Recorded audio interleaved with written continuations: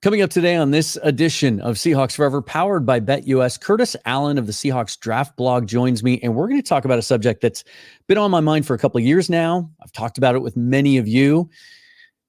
It's hard to put a finger on, though, and that is, why have the Seahawks lost their home field advantage at what is now called Lumen Field? Where has it gone? Why are there so many opposing fans week in and week out in the seats at Lumen? Doesn't even matter who the opponent is.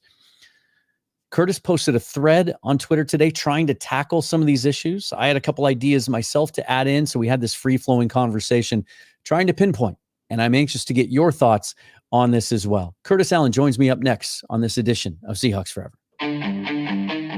Welcome to the Seahawks Forever podcast. In-depth analysis on everything Seahawks. And now, here's your host, Dan Viens.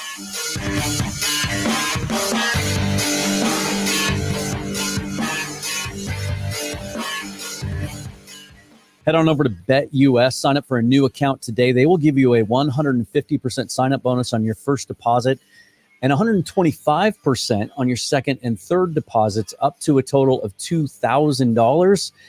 Get in on the action now. They'll have point spreads up soon for the Seahawks and Rams. They will have prop bets that you can make, as well as live betting all around the league and the other pro sports leagues. That's BetUS. Use the promo code YouTube150 to take advantage of this deal. And if you like this video, hit that thumbs up, subscribe to the channel. It's the best way to support it. And hit that bell so you get notified of future episodes. All the other ways that you can support the channel are listed down below.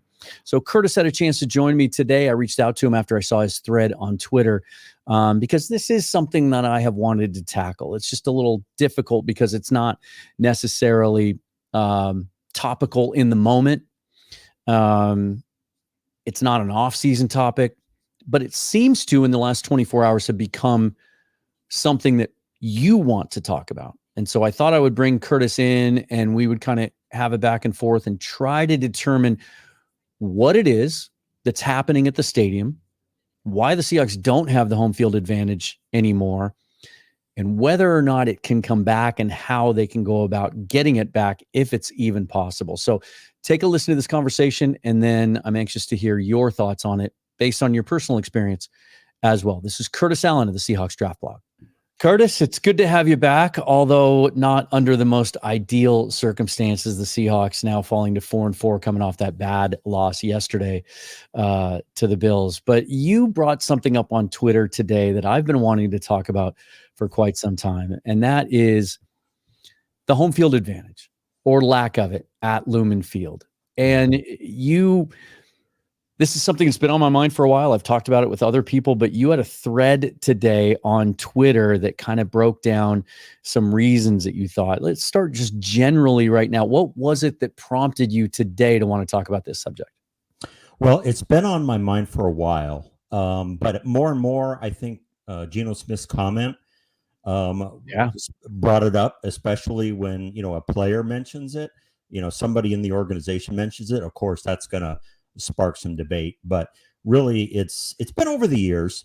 But really, for me, last year I went to the Thanksgiving Day game against the Niners, and I had never seen so much red in the stadium as I did on that game. And it felt like an away game.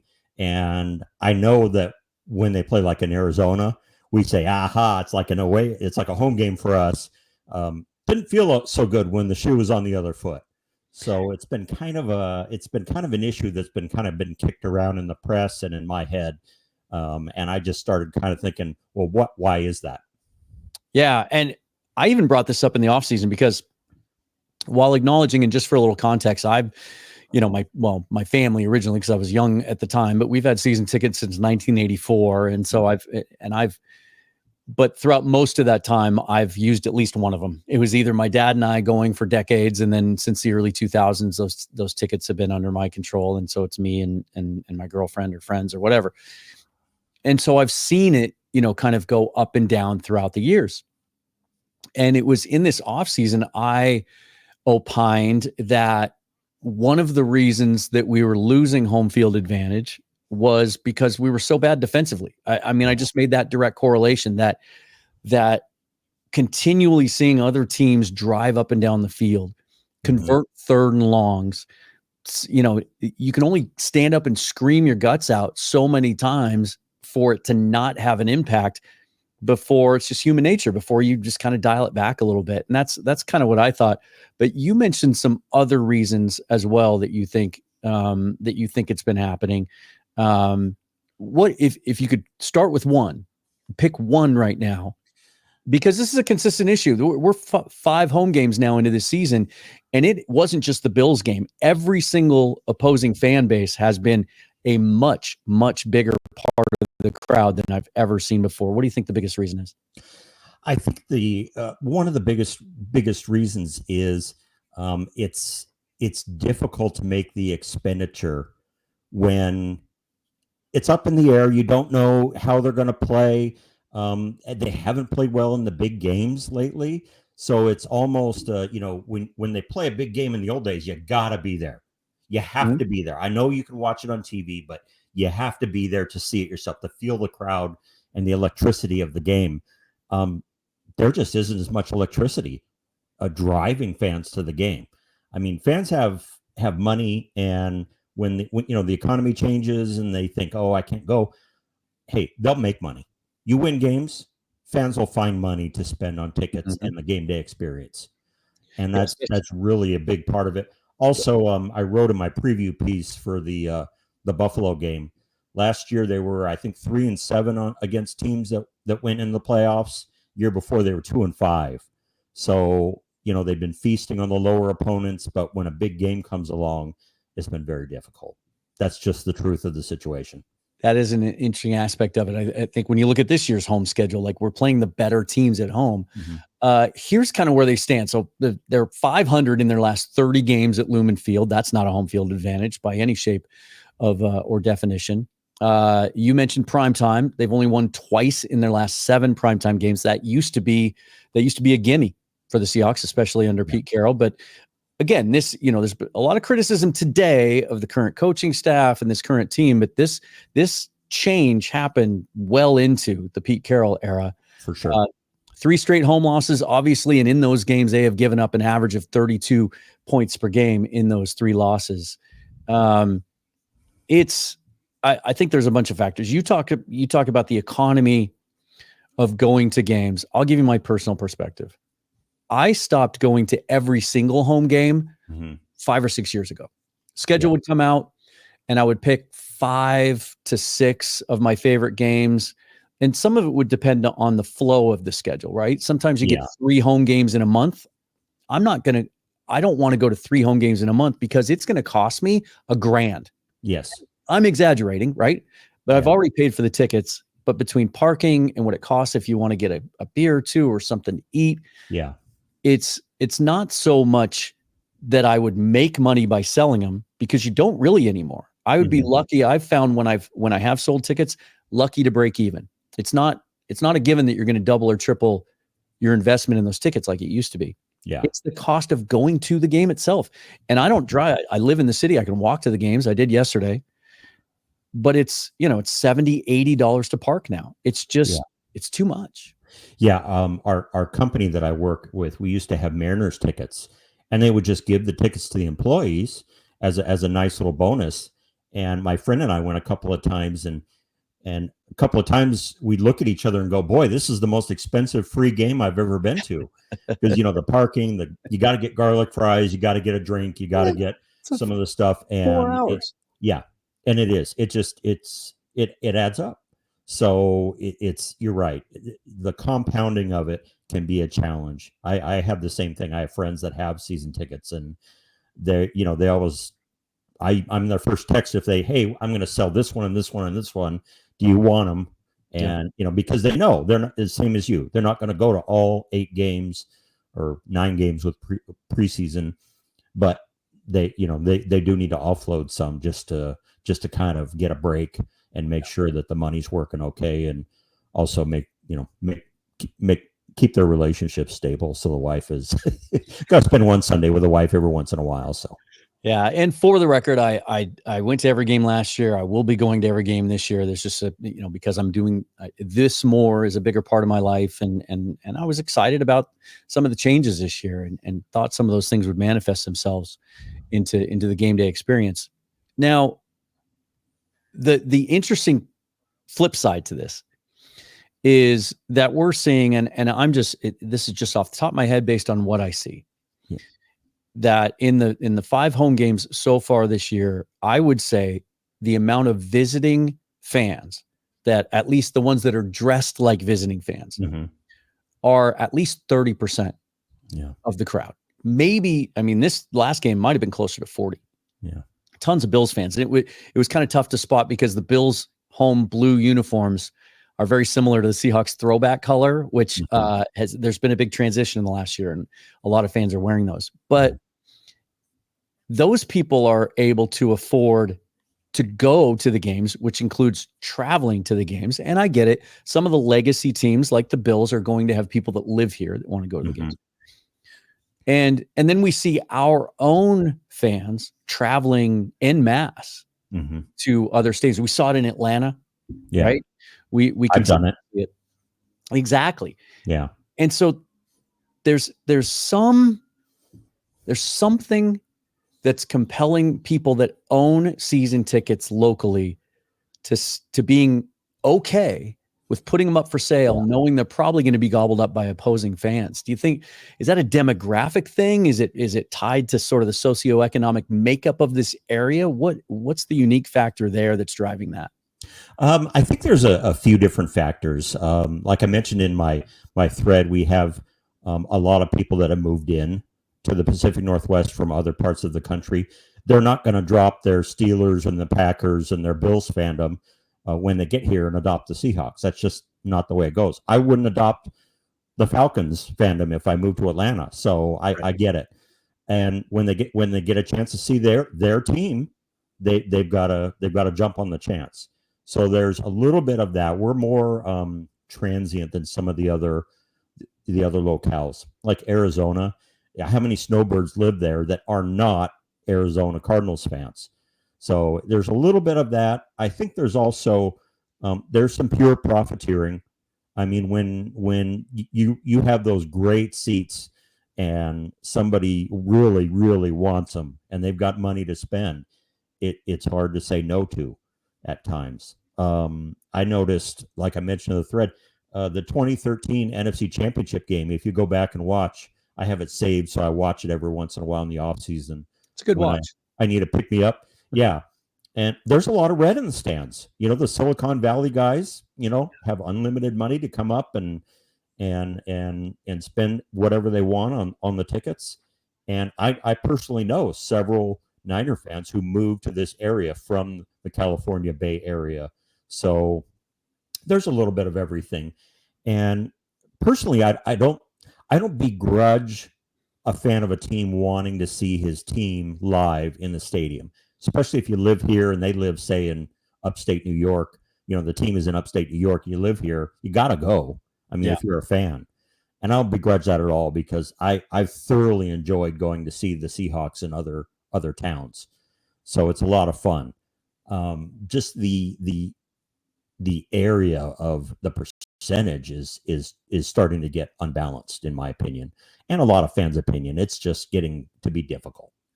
Manscaped has come out with their latest innovation, the Chairman Pro electric foil shaver. Used and trusted, Manscaped is by over 11 million men worldwide, and they have made a name for themselves based on their lawnmower, the trimmer that's used a little farther down south. This one is for your face.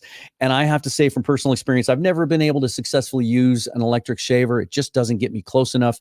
This one does. It's outstanding. I use it multiple times a week, usually right before I go to work, so I can just freshen up and look professional before I clock in.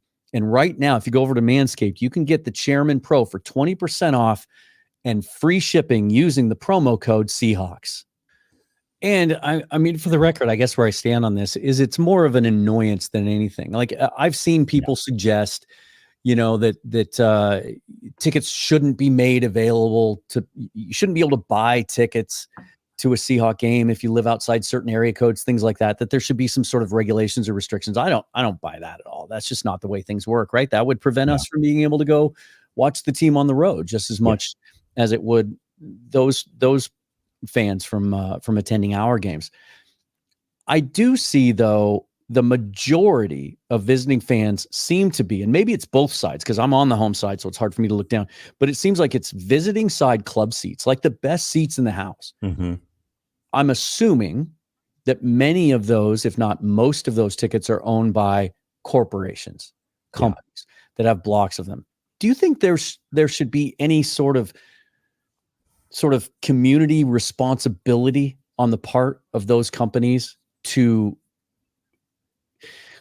I don't know if you can require it, but to at least encourage their employees that they're giving these tickets to, or that they're to ensure that they're Seahawk fans, to make sure that maybe they could put a dent into this happening as much as it has been?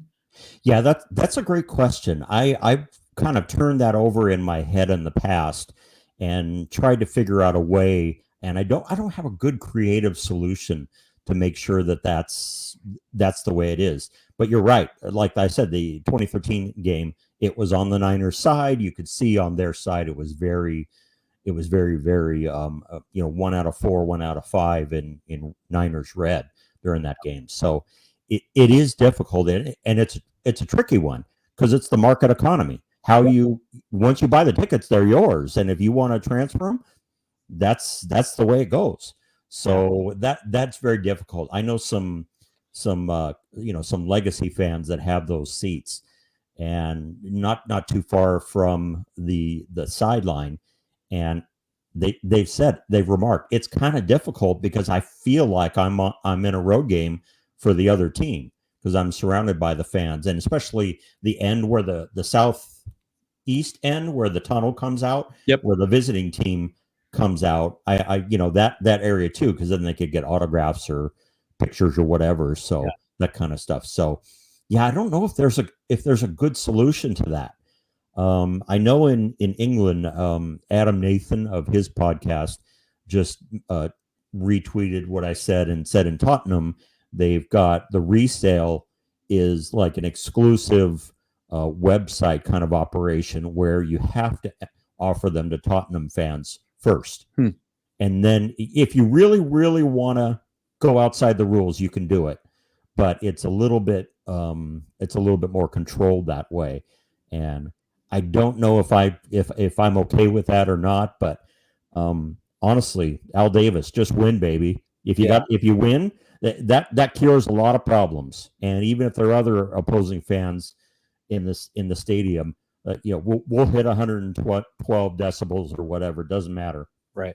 And I'd love to get some perspective from people who work for companies that have tickets and know how they're making it work. Because, just to follow up my own question, it would seem that if you're, just take an example, right? Corporation X, and they own, they have 10,000 employees and they have a block of 10 season tickets in the club section.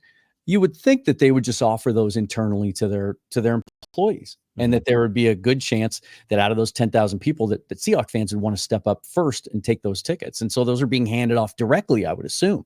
Yeah. And so, but to see as widespread as it is, I have to think that the owners of those seats are simply putting them online to be sold for anyone to buy them. That, to me, that's the only explanation. Well, that sparked a thought, Dan, that I've often held that companies should be held to, and it's just an HR policy that they should have. We have season tickets at my company for the Seahawks. They're in the 300 level, and they're really nice. They're like 40-yard line or something. They're not down in the beautiful corporate area. But if you give the tickets to your employees should go to the game. Right. I don't know if fans are thinking reselling the tickets, and the company is okay with that.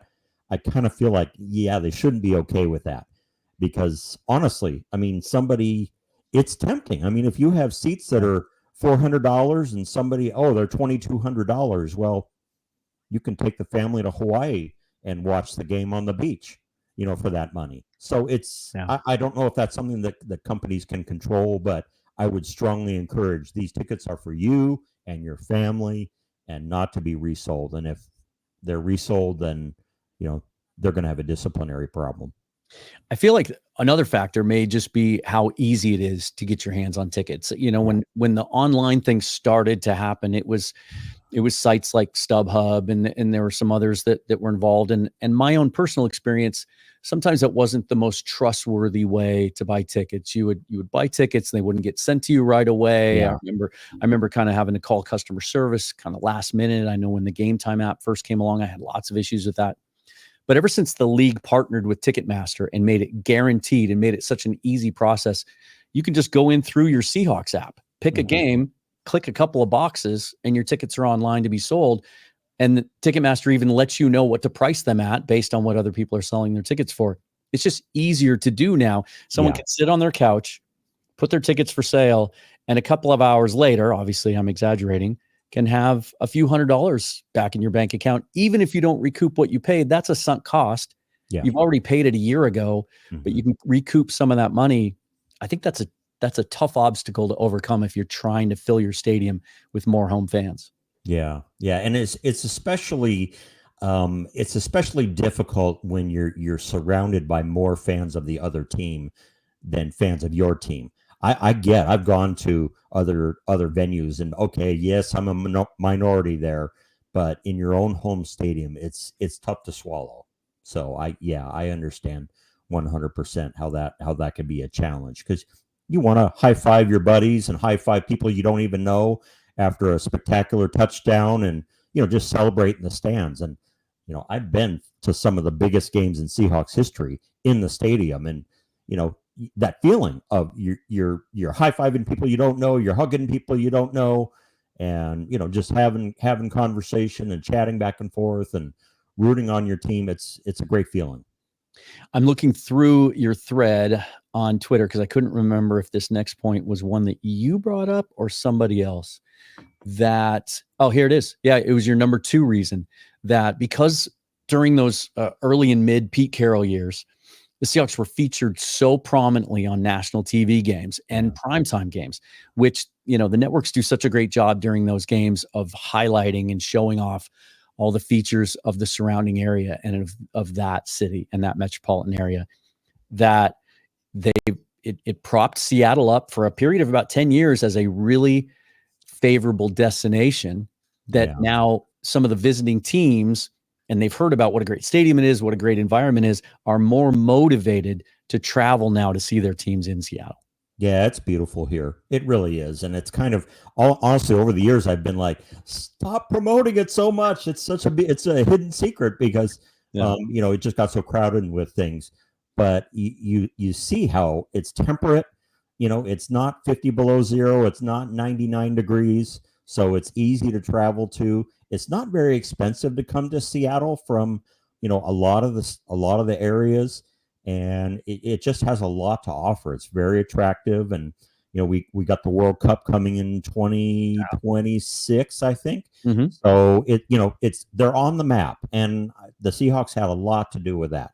The first couple of years of the Pete Carroll era was, South Alaska and ha, isn't that funny, because it rains all the time in the Pacific Northwest, and I was okay with that, just kind of keeping that under the radar. But I think the secret's out. It's a beautiful place to live. You also mentioned the increased competition, the Kraken coming into town a couple of years ago, and certainly those tickets are not cheap. Right. And Seattle's a big city, but it's not the biggest. I mean, I just went to Chicago for the first time a couple of weeks ago and was just absolutely shocked by the sheer amount of people just walking down the sidewalk on every block in the city when there was really nothing going on. It's, for the Kraken to come in, that's corporations now paying big money for boxes and club seats, and that's you'd expect there to be some crossover in fan bases, and they have to make tough choices. And they've been waiting for hockey for a long time, and here they come. They're going to get on that bandwagon, but I got to sacrifice. I got to give up my Seahawk tickets, or at least keep them, because I don't want to lose the rights to them because the waiting list is so long. And so I'm going to post them for sale because the 2 seasons do cross over. Yeah. And that's something that's sort of a dirty little secret among league owners, that it's really nice. Like today, the Sounders are going into the playoffs, and you probably saw on Twitter the Seahawks are saying good luck, and the T-Birds are saying good luck, and the Kraken they're saying good luck, and they mean it, of course, but honestly, they're all competing for entertainment dollars. Yeah. Now it's not always the same dollar, but a lot of us we have a finite amount of money to spend on sporting events and tickets and nights out and things like that. So. And a Kraken ticket now is about the same as a Seahawks ticket in cost. So it's Climate Pledge. I don't know if anybody's watching this that hasn't been to Climate. It is gorgeous. Yeah, they have done an absolute first class job of making that a beautiful venue. You know, the Amazon money is finally good for something. So they really, they really did a nice job. The food is great. The venue itself is intimate, but it's still big enough to matter, and it's beautiful. So yeah, like there was Carolina Hurricanes Saturday night. So the next day was the Seahawks against Buffalo.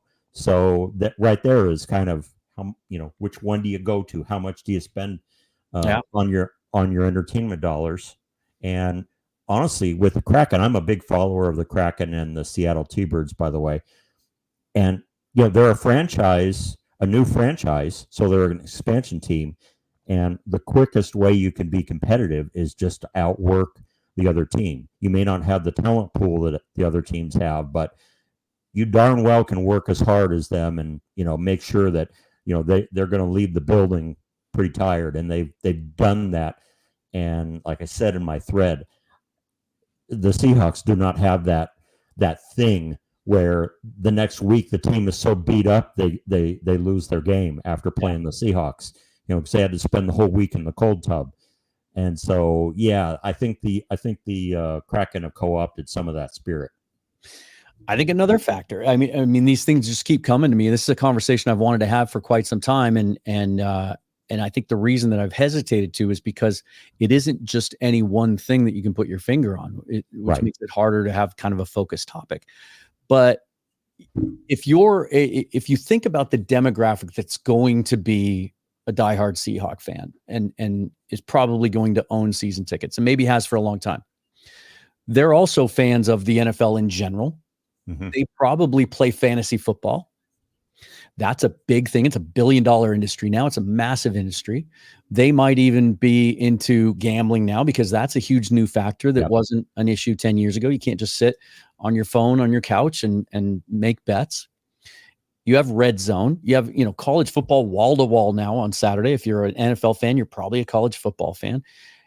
You probably have a 70-inch 4K TV because they cost $350 now at Costco. Right. And you might even, like me, and you might have a surround sound system and everything, and you get to sit in your own home, eat your own food, not spend any money, and be able to take all of this stuff in because it's not just the Seahawks that you care about. Right, exactly. And that's something that it popped into my head too after I posted that thread. It's almost too convenient to stay home and just, have I literally, when I'm watching a game, I have a Seahawks Twitter open, NFL Twitter, like tabs, and of the other team, just to see what's happening, if they have any news breaks, anything that's going on live, or just to see a replay. Sometimes I need to see a replay 2 or 3 times instead of just one time to kind of get what's happening in the situation. You always pick up little nuances and things in those things, and it's way more convenient to do that in your seat at home. With your feet up than at the stadium. So there may be a part of that that's just, it's raining, it's kind of cold, and I don't know, maybe I'll stay home this weekend. I got a cold, or I got things to do, or things like that. So the game day experience is not like it was when we were growing up in the 80s and 90s. It's just not the same. I'll admit I had thoughts yesterday morning of, calling some friends and offering my tickets up because I'd been up way too late the night before. I discovered the 2005 Boston Red Sox documentary on Netflix and got into watching that way too late. And it was, the forecast was terrible, and it's 5 home games in the last 7 weeks, and that's the other thing. It's a commitment beyond financial. Mhm. it takes up the whole day. I mean, I'm exhausted by the time I get home from a game, let Yeah. alone, if I have to do this afterwards. Like, it takes up my whole day. And for those who work Monday through Friday, they might not want Yeah. to give up their entire Sunday knowing they have to turn around and go to the office the next day. Or, my weekend is Sunday and Monday. Yeah. And so, I'm coming into Sunday Mhm. exhausted from Yeah. my week, which goes into Yeah. late Saturday. So there's so many other factors. But at the end of the day, and you touched on it at the beginning, isn't it all just about, if this team gets back to where they start to dominate, not just defensively, but you have a better than 50-50 chance of knowing that your team's going to show up on Sunday and kick Yeah. some ass Yep. and be a legitimate contender. Isn't just that little bit of a factor going to turn some of these people into hanging on to their tickets after all? Yeah, I think so. I absolutely think so. When you were talking about your schedule, it made me think of 2005 when the Giants came, and the number one seed in the NFC was up for grabs. That was the Jeremy Shockey game where The John Jay Feely missed Jay three Feely game. field Yep. goals, and Yep. and we were all celebrating. It was cold that day. Oh yeah. It Yeah. was one of the coldest games I've ever been to, and it was, uncharacteristically in the 20s or something. The ground was just frozen, and for the next 3 days, I either had no voice or I sounded like Lurch from the Addams Family, and I didn't care. Yeah. I did not care because they won. It's a big event. We got to go to it with my friends, and we got to say we could be there during a season that turned out to be a very, very big season on the Seahawks landscape. So you're absolutely right. Those are memories you just don't get by watching it on TV. And that's exactly why I got my butt up and went to the game with my buddy yesterday, because at the end of the day, I didn't want to miss out on potentially seeing us beat a really good team and kind of take a step forward in this new regime. And I just wasn't willing to sacrifice that for the comfort of watching it on my own television. So that being said, let's finish with this. And I appreciate you taking the time as always. Where do you feel like this team is right now coming off this miserable loss? I mean, a very strange back-to-back 2 weeks where they go to Atlanta and beat a really good team. They showed that again this week by going on the road and beating a good Buccaneers team. And then they turn around and are embarrassed. I don't use that word lightly. I don't like to use it when it comes to sports. Yeah. Everybody is out there busting their butt. But an ugly loss at home to the Bills. There's a lot of dissension in the fan base right now about where this team is, how we got here, and where they're going to get to where people will want to hang on to their seats. Yeah. Where are you with kind of what this team is right now? Well, I'm experiencing the whiplash that all the fans are experiencing. In the NFL week to week, you don't know how teams are going to play on any given Sunday, and there's injuries and there's little wrinkles that nobody knows about, that with slight little plays and things that can really make a difference. That said, yesterday's loss was very similar to the Giants' loss, and it was very similar to the Niners' loss. So I think we're starting to see a pattern that is discouraging at this point. Mike McDonald, to me, did not give us much assurance today in his press conferences. He said we have to run the ball better. We have to get into the run early in the game. We're a tough team, and he's stating like self-evident truths. And I know every coach does that, but it's starting to kind of hit that. Okay, we've been talking about it for 5 or 6 weeks now. How are we gonna get there? Yeah. So I like the talent the Seahawks have, and on that note, you and I talked about training camp, and I was glowing about how they came out. They had precision. They were running from drill to drill, and this looks like a team that is really set. They know what they're doing. Where's that? Where is that? I don't know. I have not seen that. Yeah. I mean, we saw that from the starters in the preseason games too. In the limited time they played, they just looked head and shoulders above. Yeah, and the running game was not one of those games where you can look at, oh, they had this explosive run and that explosive run, and everywhere else they only allowed 2 yards of carry. Yeah. It wasn't like that. They were able to do whatever they wanted to. Yeah. So I think toughness is not just a physical quality, but it's a mentality. I mean, the only tough player on the field that I saw was Jaron Reed taking Derek Hall to task for such a terrible penalty on that. I saw a lot of sad faces on the sideline, and Gino was trying to hold it together after a difficult interception, and so they need some leadership, and they need it from the coaches, and they need it from the locker room. Yeah. So I'm not sure where that's going to come from. I don't feel like a Tyler Lockett is going to be a guy that's going to be the guy to push him to it. He's great in all other ways. My love for Tyler Lockett is well documented. So, but I think they made the trade for the Roy Robertson Harris just to get a guy like that that's just going to be a kind of a baseline dog that's going to push people in the locker room and get people on the board. So if that doesn't change, if that doesn't get going here pretty soon, this first year is not going to go as we hoped it would, and it might be one of those years where we just have to. It's the first year, and it's a rough one. So, and then we're just going to see that percentage of opposing fans in the stadium grow even more as the season goes along. As people, I got it today in the live premiere of today's episode with Corbin Smith looking back at the game and reacting to it. Just there's a lot of frustration right now, and that those people that are borderline about whether to go to a game and spend that kind of money on it and emotionally invest in going to a game, because that's another aspect to this. Is it's only going to wane. Those people that are on the fence, right? They're only for sure back towards sitting on there. And then that's we were spoiled, right? We got to hear, and then we almost got to hear again, playing a level of football that was generationally good, and the type of style of play that makes you want to be in the stadium, because you can feel the intensity, you can feel the physicality, you can feel the violence. And now this is very much a finesse team that's getting bullied by other teams playing a very similar way. It'll be interesting to see, and hopefully we'll get the opportunity to see that come back, because I just wonder how long that's going to take. I sense that's not something that comes back after a good game or two. Yeah. And honestly, I've always said I can take losing if they go down swinging. It's an absolute dogfight. The other team is going to be feeling it Sunday night, Monday morning, and a flip of the ball goes one way or another, a missed or made field goal, something like that. That is not what happened yesterday. Embarrassed is exactly the right word.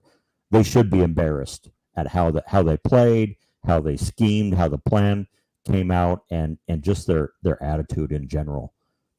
While I've got you, because one of the things that I think fans that are familiar with you would know from the writing you do on the Seahawks Draft Blog, and you've been on the show here talking about this subject, is you're really an expert when it comes to salary matters and the salary cap. The Seahawks have some available cap to work with right now. In fact, they picked up a little bit last week in the Ernest Jones trade. They have flexibility. They could go out in the next 10 days before the trade deadline and make a significant move, or at least attempt to. Do you think they should, or would you rather see them hang on to that money, roll it over, and let's reset in the offseason and see if we can figure this thing out? Absolutely the latter. I don't think they're in a spot where one move can tip them in a certain way. I think that they need a culture reset. I think they need a little bit more of internal looking, because honestly, Dan, they have a very talented team. They have good draft prospects. They have good young prospects. They have good, graybeard veterans. They have a quarterback who's good. He's not the best in the NFL, but when he's on, he is absolutely on. And they're too talented to be playing this way. They just are. And if you add one player, is one player going to tip the balance? I mean, and even if you win the division, is it 9-8 again? And everybody goes into the offseason saying, oh, this is great. Yeah, we just need to do this, and then we're set. Right. Just not there. In my mind, we're just not there. And like we talked about, there is cap open next year, but they have to open it. They don't have a bunch of money to start with. Yeah. So they're going to have to make some decisions. And what's happening right now is kind of making some of the decisions for them. next year.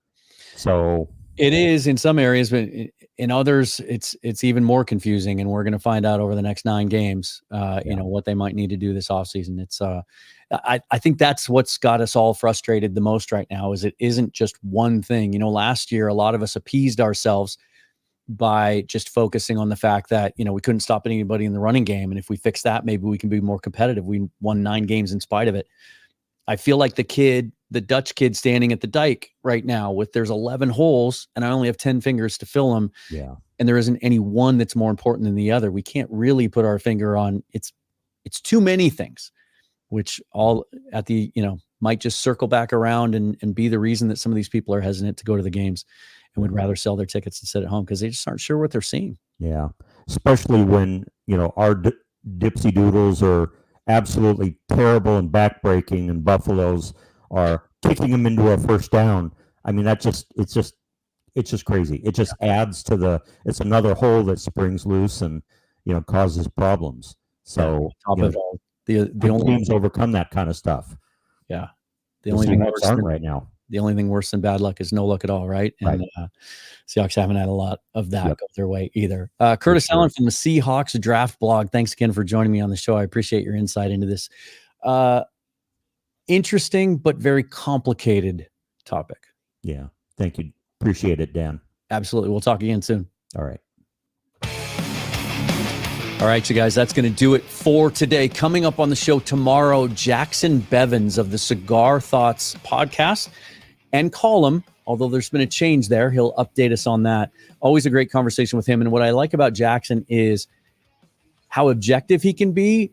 And at times, I used to think I was objective, but I find him to be the voice of reason. And I reached out to him after yesterday's game and said, look, I'm going to need someone to bring me some rational thought and try to evaluate where this team is and where it's headed. So Jackson Bevins joining me tomorrow. And then later this week for a Rams preview, Jake Ellenbogen, a Rams content creator. You've seen him here on the show before, will help get us ready for that game. Until then, follow me on Twitter at Seahawks Forever.